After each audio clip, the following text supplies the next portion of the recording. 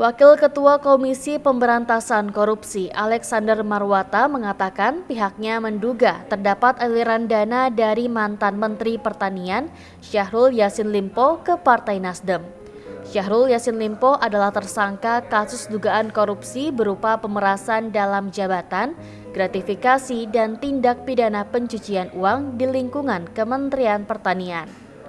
KPK resmi menahan mantan Menteri Pertanian Syahrul Yassin Limpo usai ditangkap pada Kamis 12 Oktober 2023 petang. Untuk kebutuhan penyidikan, tim penyidik menahan tersangka ex-mentan itu untuk 20 hari pertama. Dengan demikian, Dewan Pakar Partai Nasdem ini resmi ditahan KPK sejak hari ini sampai dengan tanggal 2 November 2023. Dalam kasus ini, Sekretaris Jenderal Kementan Kasdi Subagiono dan Direktur Alat dan Mesin Pertanian Kementan Muhammad Hatta juga ditetapkan menjadi tersangka.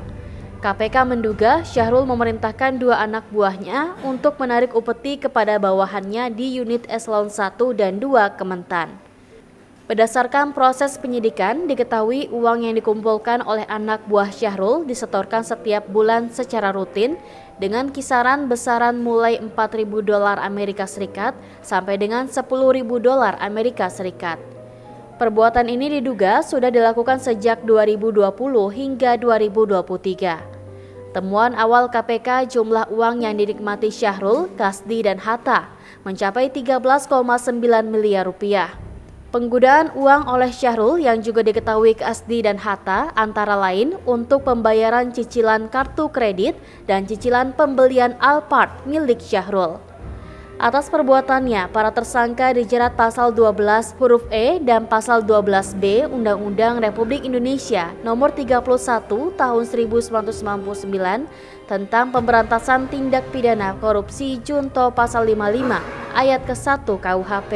Dalam perkara ini, Syahrul Yassin Limpo juga dijerat dengan pasal 3 dan pasal 4 Undang-Undang Republik Indonesia Nomor 8 Tahun 2010 tentang pencegahan dan pemberantasan tindak pidana pencucian uang.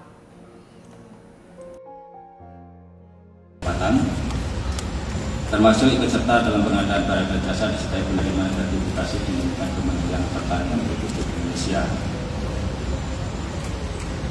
KPK sebelumnya telah menyampaikan kepada publik terkait dengan 3 orang yang ditetapkan dan diumumkan dengan status sebagai tersangka, yaitu yang pertama SJL, Menteri Pertanian Republik Indonesia periode 2019 sampai dengan 2024. Yang kedua KS, Sekretaris Jenderal Kementerian Pertanian Republik Indonesia yang kemarin penahanannya sudah diumumkan.